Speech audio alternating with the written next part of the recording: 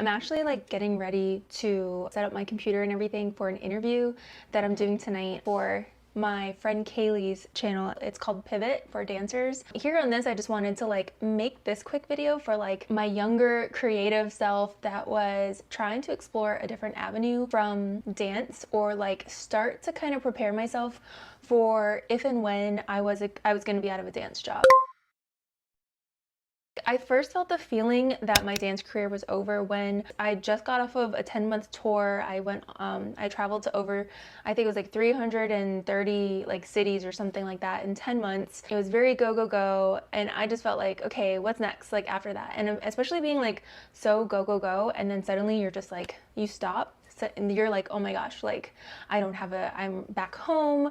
I don't have like a dance job, or like I was still employed with Universal dancing there, but I didn't have like stable income. And I think that's the biggest thing, is that when you're a working creative, when you're a working artist, you like thrive on your creativity being your income. And that's a lot of stress, especially in this day and age. So I want to speak in terms of like those of you that are like me, like you made a career out of being an artist. You made a career out of being like a freelancer, or you are just very like you have a creative business, or you're thinking about opening one. I'm also a wedding filmmaker, and I'm going to speak on that in a second as to, and I can't believe I'm saying this, why I'm actually going to put a pause on the pursuit of wedding videography.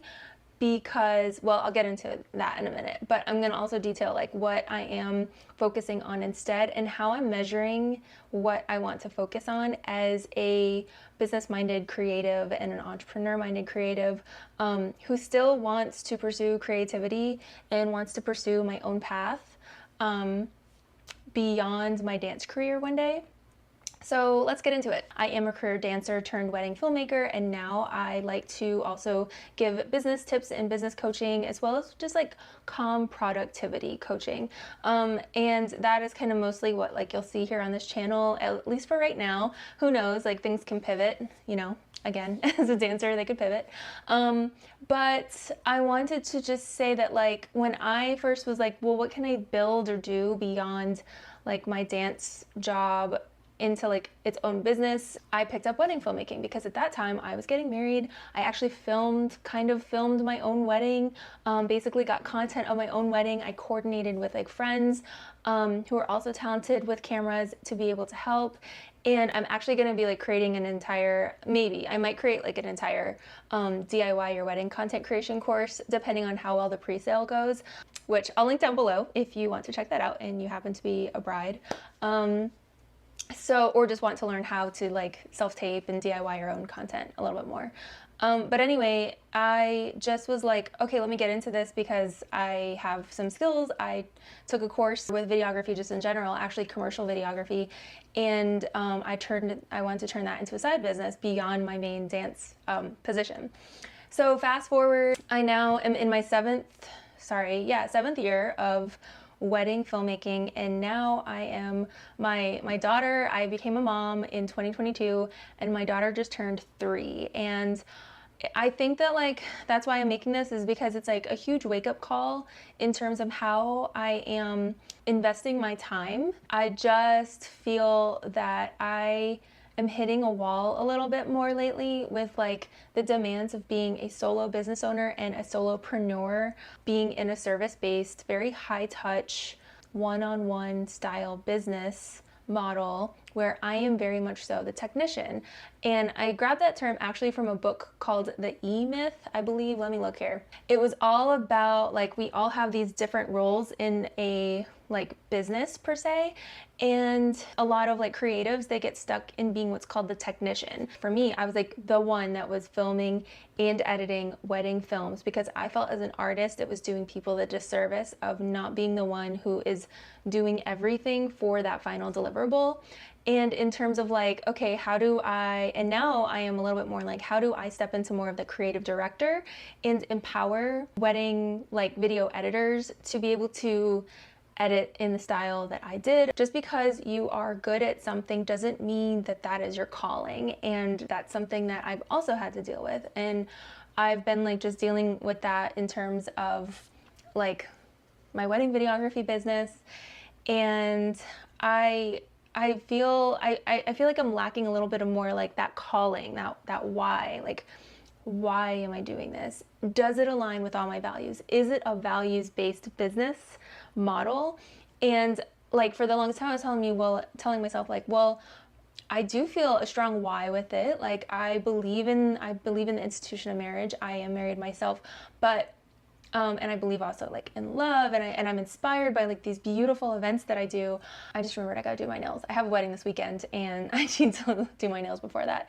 That is the why for like how I'm serving people, but what is the why in like for myself? How is this serving my life? And I think that's something you have to ask yourself is like, how is your new venture, your side venture away from your current creative business, like how is that like going to serve you more long term, and what is the ROI on the product you're putting out there and developing? Like for me, my product was only touching 2 people and like their families, whereas in a world where like we've got so many revenues that you can make online, my product is more like I can make a digital product, and that is more like relevant and valuable to like a vast amount of people. Does that make sense? So where I'm at now is that I am actually choosing to, be more present here on YouTube. I do still feel like I can get like leads for my wedding videography business here on YouTube. I'm actually, after this, I was going to film an entire video on actually how I DIY'd my wedding videography, and how in a world where like content creation and like we've got iPhones, like I'm filming this on my iPhone right now because I have all my camera gear packed for a wedding that I'm flying out for tomorrow. We live in a world where like you can readily make high quality content like this, and anyone can do it with some practice of like being on camera. And I'm not perfect. Like I'm looking here at you, but then I'm looking at myself at like the lens or like the screen. So you don't have to be perfect. You just have to be a few steps ahead of someone else that's like watching you and wanting to get tips from you.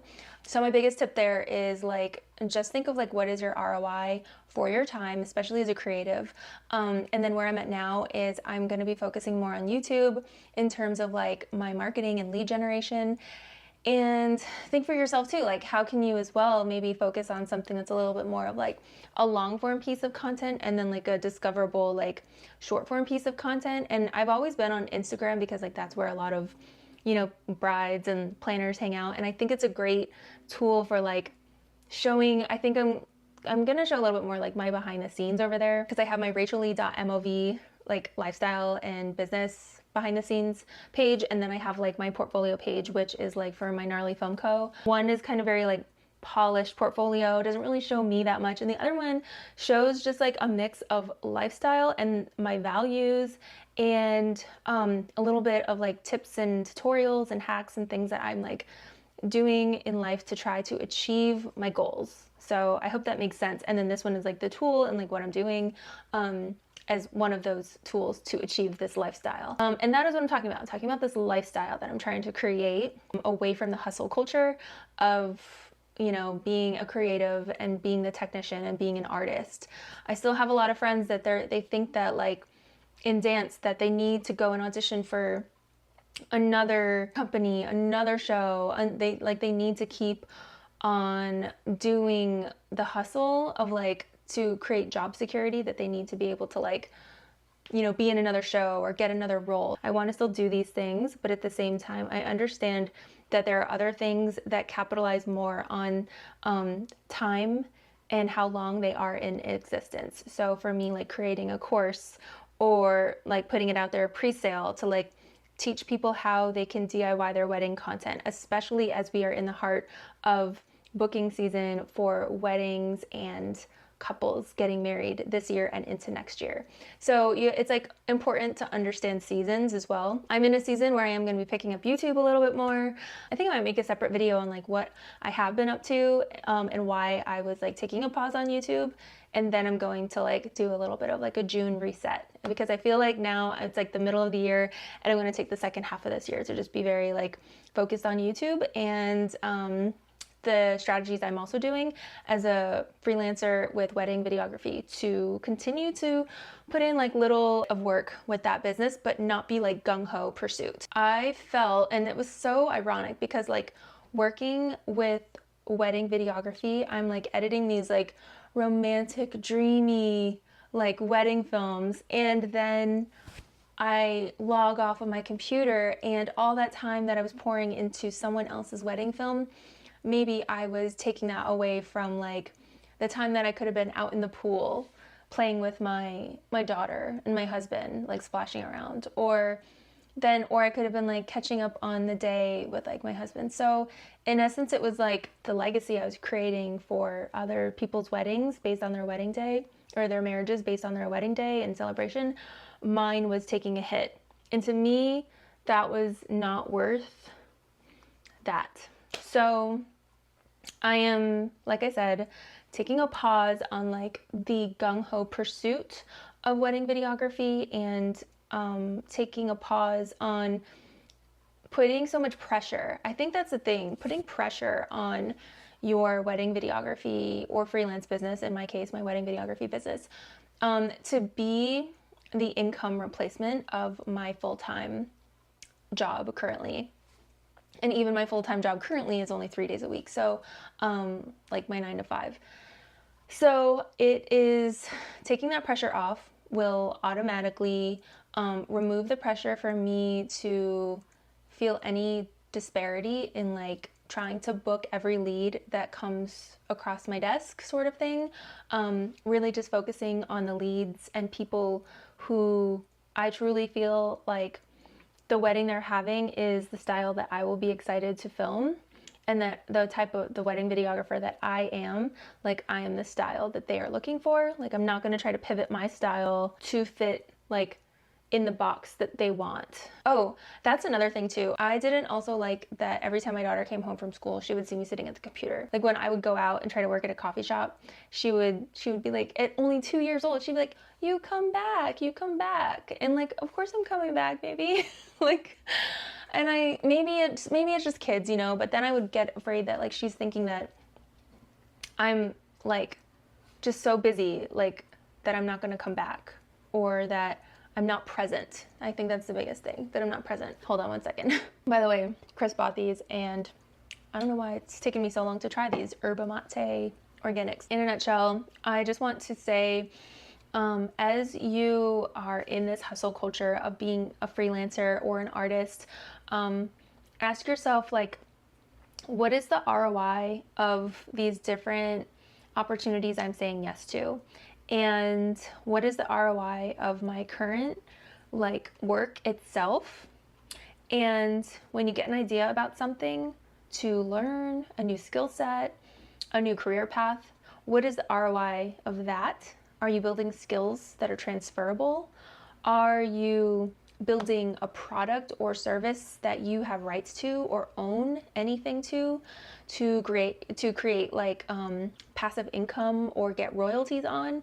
Like royalties, like in entertainment worlds, is like basically passive income. What is your ROI on that? And so I think that like right now it's just kind of like, if you are a solo business owner or you are like trying to pursue that route, first of all, plan your time with like an energy-led direction. Try to do energy-led planning around your cycle, especially if you're a female. And I'll link that calendar below if you want to check it out, which I have.